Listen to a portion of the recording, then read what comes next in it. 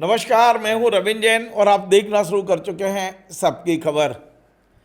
देश में उत्तर प्रदेश सहित 7 राज्यों के चुनाव सिर पर हैं और भारतीय जनता पार्टी सहित सभी राजनीतिक दलों की सांसें फूली हुई हैं। और इसका एकमात्र कारण है कि देश का युवा जाग गया है। आप देखिए, पिछले 3 दशक में इस देश की राजनीति कहां से कहां पहुंच गई।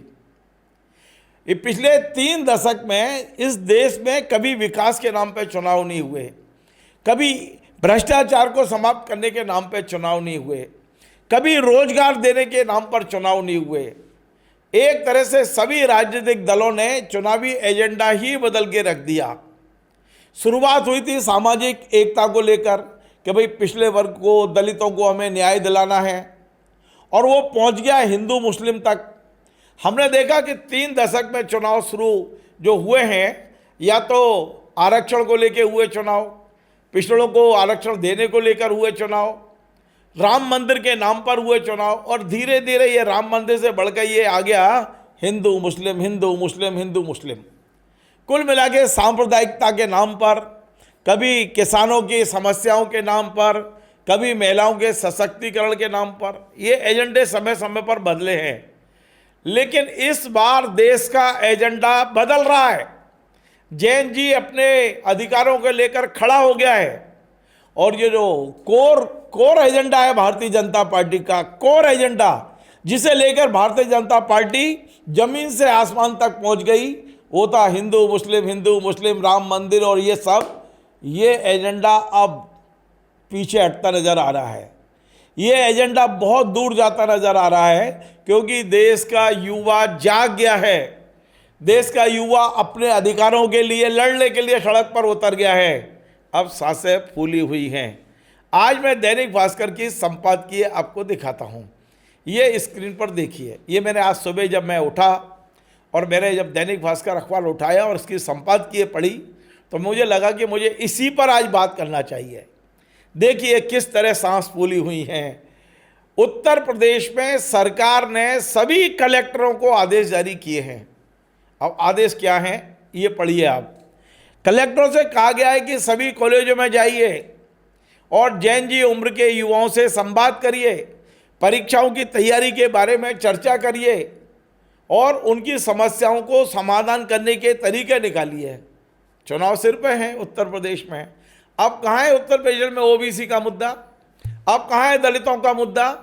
अब कहाँ है राम मंदिर का मुद्दा? अब कहाँ है हिंदू मुस्लिम का मुद्दा? अब सरकार क्यों घबराई हुई है?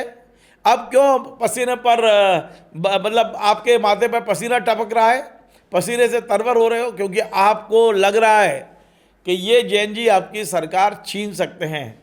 क्यों? क्योंकि उत्तर प्रदेश सहित जिन 7 राज्यों में चुनाव होने हैं आने वाले समय में, 22% युवा है, ये जैन जी है, जो निर्णय करेगा कि आप सत्ता में रहेंगे या आपको सत्ता से बाहर किया जाएगा।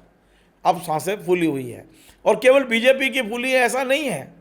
अब समाजवादी पार्टी को भी अपनी रणनीति बदलनी पड़ेगी। दूसरी जो राजनीतिक दल हैं उन्हें भी अपनी रणनीति बदलनी पड़ेगी। दिल्ली के जंतर मंतर का एक संदेश पूरे देश में जा रहा है कि अब इस देश को राम मंदिर, ठीक है राम मंदिर बना दिया आपने, अब इस देश को युवाओं को ना आपका हिंदू मुस्लिम चाहिए, ना आरक्षण चाहिए, ना आपका आरक्षण, जो आवश्यकता है वो लागू है देश में। अब वो अपने अधिकारों के प्रति सजग हो गया है। आपको रोजगार की बात करनी पड़ेगी, अब आपको युवाओं की समस्या की बात करनी पड़ेगी, अब आपको शिक्षा की बात करनी पड़ेगी, अब आपको शिक्षा परिसर जो हैं उनमें जो आपने राजनीति घुसेड़ दी है उस पर बात करनी पड़ेगी। और यदि आप ये नहीं करोगे तो इतिहास के पन्नों में दर्ज हो जाओगे। बहुत अच्छा संपादकीय दैनिक भास्कर का, आपको पढ़ना चाहिए।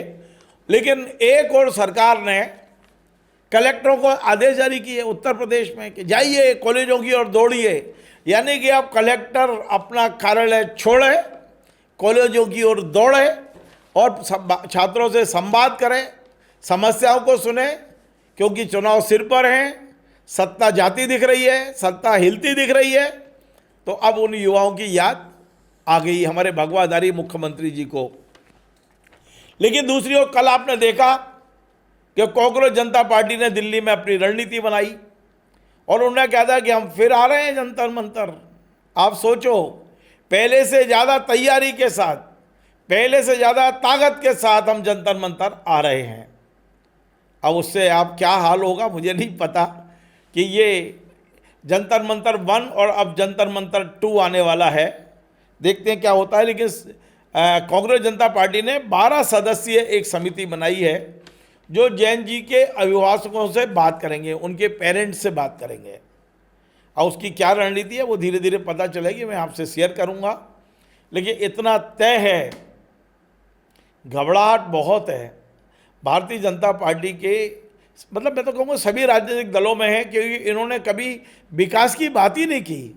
भ्रष्टाचार जो आपके नसों में पहुंच गया है, बात ही नहीं की। नेताओं की संपत्तियां अरबों खरबों की बनती चली जा रही हैं, देश खोखला होता जा रहा है।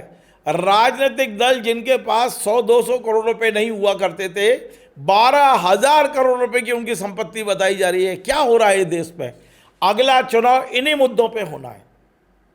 अगला चुनाव होगा कि कहां से 600 शहरों में आपके कार्यालय आए हैं। अगला चुनाव होगा समाजवादी पार्टी की जो जातिगत व्यवस्था है, क्या उसके खिलाफ वोटिंग होगी। बहुत सारी चीजें हैं, लेकिन अब भारतीय जनता पार्टी को शायद समझ में आ रहा है। इसीलिए राष्ट्रीय स्वयंसेवक संघ के जो प्रमुख हैं डॉक्टर मोहन भागवत जी, उन्होंने संवाद शुरू किया है।